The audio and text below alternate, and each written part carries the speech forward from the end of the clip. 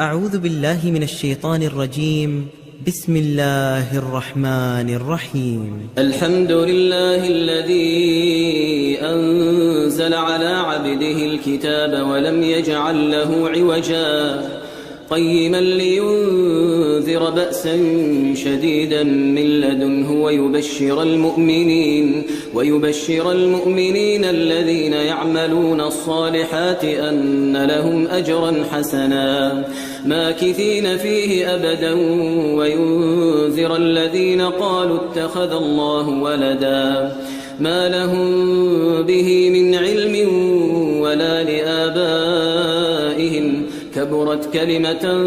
تخرج من أفواههم إن يقولون إلا كذبا فلعلك باخع نفسك على آثارهم إن لم يؤمنوا بهذا الحديث أسفا إنا جعلنا ما على الأرض زينة لها لنبلوهم أيهم أحسن عملا وإنا لجاعلون ما عليها صعيدا جرزا أم حسبت أن أصحاب الكهف والرقيم كانوا من آياتنا عجبا إذ أوى الفتية إلى الكهف فقالوا ربنا آتنا من لدنك رحمة وهيئ لنا من أمرنا رشدا فضربنا على آذانهم في الكهف سنين عددا ثم بعثناهم لنعلم أي الحزبين أحصى لما لبثوا أمدا نحن نقص عليك نبأهم بالحق إنهم فتية آمنوا بربهم وزدناهم هدى وربطنا على قلوبهم إذ قاموا فقالوا ربنا رب السماوات والأرض لن ندعو من دونه إلها لقد قلنا إذا شططا هؤلاء قومنا اتخذوا من دونه آلهة لولا يأتون عليهم بسلطان بين فمن أظلم ممن افترى على الله كذبا وإذ اعتزلتموهم وما يعبدون إلا الله فأووا إلى الكهف ينشر لكم ربكم من رحمته ويهيئ لكم من أمركم مرفقا وترى الشمس إذا طلعت تزاور عن كهفهم ذات اليمين وإذا غربت تقرضهم ذات الشمال وهم في فجوة منه ذلك من آيات الله من يهد الله فهو المهتد ومن يضلل فلن تجد له وليا مرشدا وتحسبهم أيقاظا وهم رقود ونقلبهم ذات اليمين وذات الشمال وكلبهم باسط ذراعيه بالوصيد لو اطلعت عليهم لوليت منهم فرارا ولملئت منهم رعبا وكذلك بعثناهم ليتساءلوا بينهم قال قائل منهم كم لبثتم قالوا لبثنا يوما أو بعض يوم قالوا ربكم أعلم بما لبثتم فابعثوا أحدكم بورقكم هذه إلى المدينة فلينظر أيها أزكى طعاما فليأتكم برزق منه وليتلطف ولا يشعرن بكم أحدا إنهم إن يظهروا عليكم يرجموكم أو يعيدوكم في ملتهم ولن تفلحوا إذن أبدا وكذلك أعثرنا عليهم ليعلموا أن وعد الله حق وأن الساعة لا ريب فيها إذ يتنازعون بينهم أمرهم فقالوا ابنوا عليهم بنيانا ربهم أعلم بهم قال الذين غلبوا على أمرهم لنتخذن عليهم مسجدا سيقولون 3 رابعهم كلبهم ويقولون 5 سادسهم كلبهم رجما بالغيب ويقولون 7 وثامنهم كلبهم قل ربي أعلم بعدتهم ما يعلمهم إلا قليل فلا تمار فيهم إلا مراء ظاهرا ولا تستفت فيهم منهم أحدا ولا تقولن لشيء إني فاعل ذلك غدا إلا أن يشاء الله واذكر ربك إذا نسيت وقل عسى أن يهديني ربي لأقرب من هذا رشدا ولبثوا في كهفهم 300 سنين وازدادوا 9 قل الله أعلم بما لبثوا له غيب السماوات والأرض أبصر به وأسمع ما لهم من دونه من ولي ولا يشرك في حكمه أحدا واتل ما أوحي إليك من كتاب ربك لا مبدل لكلماته ولن تجد من دونه ملتحدا واصبر نفسك مع الذين يدعون ربهم بالغداة والعشي يريدون وجهه ولا تعد عيناك عنهم تريد زينة الحياة الدنيا ولا تطع من أغفلنا قلبه عن ذكرنا واتبع هواه وكان أمره فرطا وقل الحق من ربكم فمن شاء فليؤمن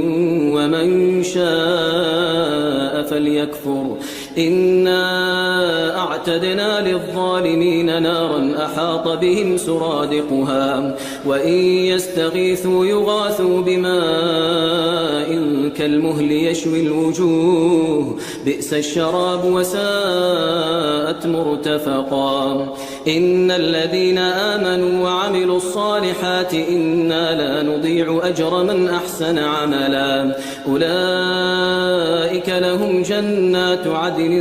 تجري من تحتهم الأنهار يحلون فيها من أساور من ذهب ويلبسون ثيابا خضرا من سندس واستبرق متكئين فيها على الأرائك نعم الثواب وحسنت مرتفقا واضرب لهم مثل الرجلين جعلنا لأحدهما جنتين من أعناب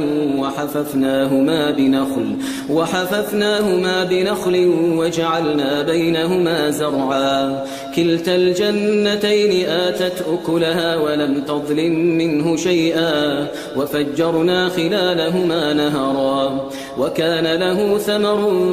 فقال لصاحبه وهو يحاوره أنا أكثر منك مالا وأعز نفرا ودخل جنته وهو ظالم لنفسه قال ما أظن أن تبيد هذه أبدا وما أظن الساعة قائمة ولئن رددت إلى ربي لأجدن خيرا منها منقلبا قال له صاحبه وهو يحاوره أكفرت بالذي خلقك من تراب ثم من نطفة ثم سواك رجلا لكن هو الله ربي ولا أشرك بربي أحدا ولولا إذ دخلت جنتك قلت ما شاء الله لا قوة إلا بالله إن ترني أنا أقل منك مالا وولدا فعسى ربي أن يؤتيني خيرا من جنتك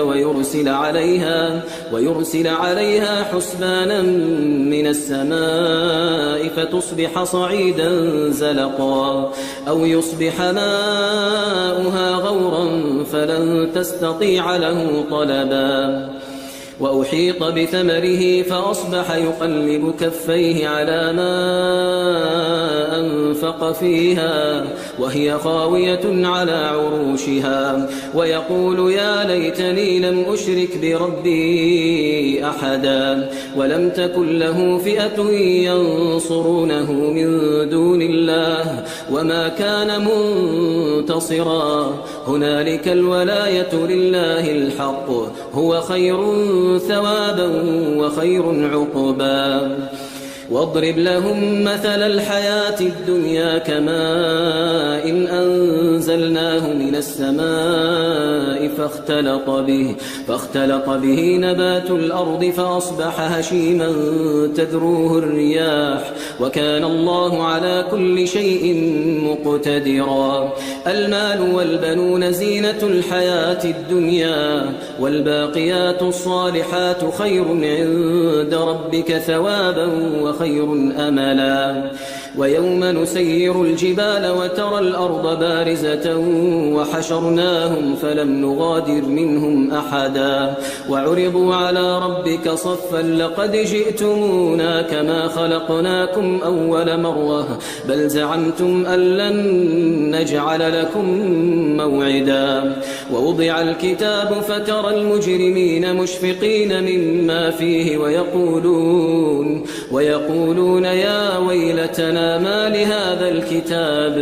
ويقولون يا ويلتنا ما لهذا الكتاب لا يغادر صغيرة ولا كبيرة إلا أحصاها ووجدوا ما عملوا حاضرا ولا يظلم ربك أحدا وإذ قلنا للملائكة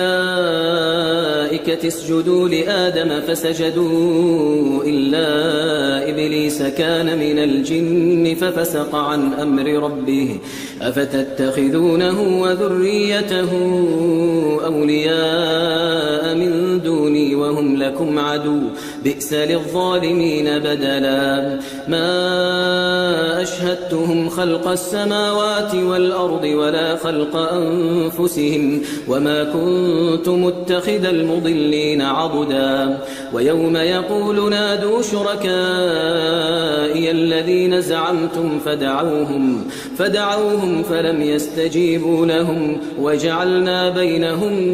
موبقا ورأى المجرمون النار فظنوا أنهم مواقعوها ولم يجدوا عنها مصرفا ولقد صرفنا في هذا القرآن للناس من كل مثل وكان الإنسان أكثر شيء جدلا وما منع الناس أن يؤمنوا إذ جاءهم الهدى ويستغفروا ربهم إلا أن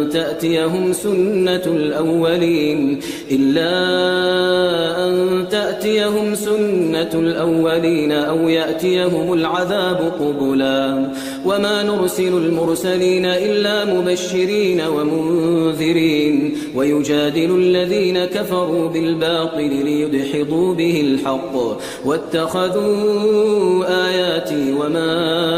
أنذروا هزوا ومن أظلم ممن ذكر بآيات ربه فأعرض عنها ونسي ما قدمت يداه إنا جعلنا على قلوبهم أكنة أن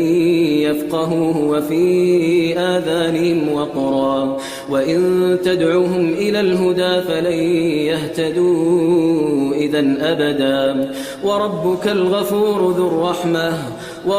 الغفور ذو الرحمة لو يؤاخذهم بما كسبوا لعجل لهم العذاب بل لهم موعد لن يجدوا من دونه موئلا وتلك القرى أهلكناهم لما ظلموا وجعلنا لمهلكهم موعدا وإذ قال موسى لفتاه لا أبرح أبرح حتى أبلغ مجمع البحرين أو أمضي حقبا فلما بلغا مجمع بينهما نسيا حوتهما فاتخذ سبيله في البحر سربا فلما جاوزا قال لفتاه آتنا غداءنا لقد لقينا من سفرنا هذا نصبا قال أرأيت إذ أوينا إلى الصخرة فإني نسيت الحوت وما أنسانيه إلا الشيطان أن أذكره واتخذ سبيله في البحر عجبا قال ذلك ما كنا نبغي فارتدا على آثارهما قصصا فوجدا عبدا من عبادنا آتيناه رحمة من عندنا وعلمناه من لدنا علما قال له موسى هل أتبعك على أن تعلمني مما علمت رشدا قال إنك لن تستطيع معي صبرا وكيف تصبر على ما لم تحط به خبرا قال ستجدني إن شاء الله صابرا ولا أعصي لك أمرا قال فإن اتبعتني فلا تسألني عن شيء حتى أحدث لك منه ذكرا فانطلقا حتى إذا ركبا في السفينة خرقها قال أخرقتها لتغرق أهلها لقد جئت شيئا إمرا قال ألم أقل إنك لن تستطيع معي صبرا قال لا تؤاخذني بما نسيت ولا ترهقني من أمري عسرا فانطلقا حتى إذا لقيا غلاما فقتله قال أقتلت نفسا زكية بغير نفس لقد جئت شيئا نكرا قال ألم أقل لك إنك لن تستطيع معي صبرا قال إن سألتك عن شيء بعدها فلا تصاحبني قد بلغت من لدني عذرا فانطلقا حتى إذا أتيا أهل قرية استطعما أهلها فأبوا أن يضيفوهما فوجدا فيها جدارا يريد أن ينقض فأقامه قال لو شئت لاتخذت عليه أجرا قال هذا فراق بيني وبينك سأنبئك بتأويل ما لم تستطع عليه صبرا أما السفينة فكانت لمساكين يعملون في البحر فأردت أن أعيبها وكان وراءهم ملك يأخذ كل سفينة غصبا وأما الغلام فكان أبواه مؤمنين فخشينا أن يرهقهما طغيانا وكفرا فأردنا أن يبدلهما ربهما خيرا منه زكاة وأقرب رحما وأما الجدار فكان لغلامين يتيمين في المدينة وكان تحته كنز لهما وكان أبوهما صالحا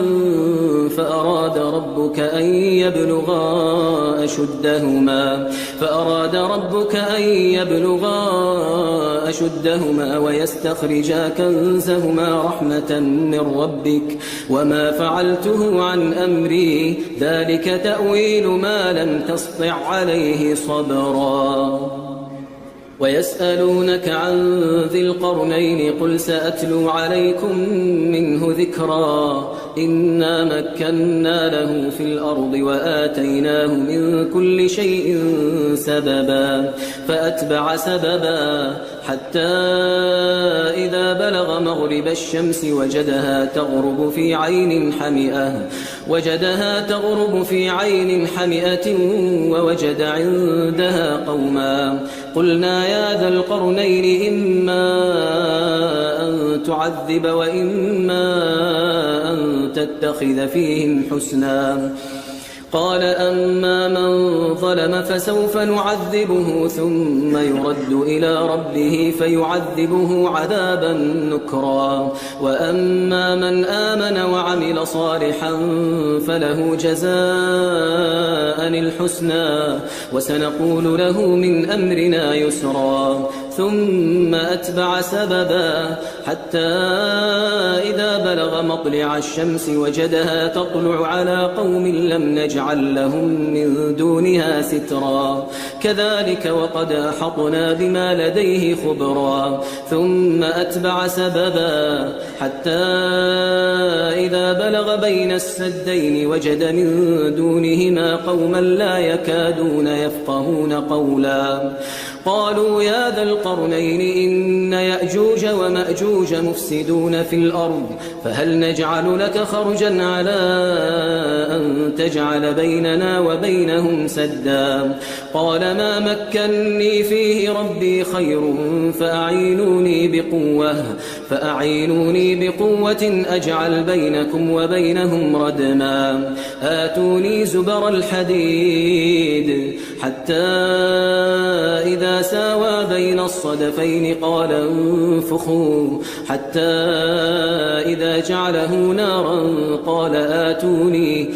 آتوني أفرغ عليه قطرا فما استطاعوا أن يظهروه وما استطاعوا له نقبا قال هذا رحمة من ربي فإذا جاء وعد ربي جعله دكاء وكان وعد ربي حقا وتركنا بعضهم يومئذ يموج في بعض ونفخ في الصور فجمعناهم جمعا وعرضنا جهنم يومئذ للكافرين عرضا الذين كانت أعينهم في غطاء عن ذكري وكانوا لا يستطيعون سمعا أفحسب الذين كفروا أن يتخذوا عبادي من دوني أولياء إنا أعتدنا جهنم للكافرين نزلا قل هل ننبئكم بالأخسرين أعمالا الذين ضل سعيهم في الحياة الدنيا وهم يحسبون أنهم يحسنون صنعا أولئك الذين كفروا بآيات ربهم ولقائه فحبطت أعمالهم فلا نقيم لهم يوم القيامة وزنا ذلك جزاؤهم جهنم بما كفروا واتخذوا آياتي ورسلي هزوا إن الذين آمنوا وعملوا الصالحات كانت لهم جنات الفردوس نزلا خالدين فيها لا يبغون عنها حولا قل لو كان البحر مدادا لكلمات ربي لنفد البحر قبل أن تنفد كلمات ربي ولو جئنا بمثله مددا قل إنما أنا بشر مثلكم يوحى إلي أنما إلهكم إله واحد فمن كان يرجو لقاء ربه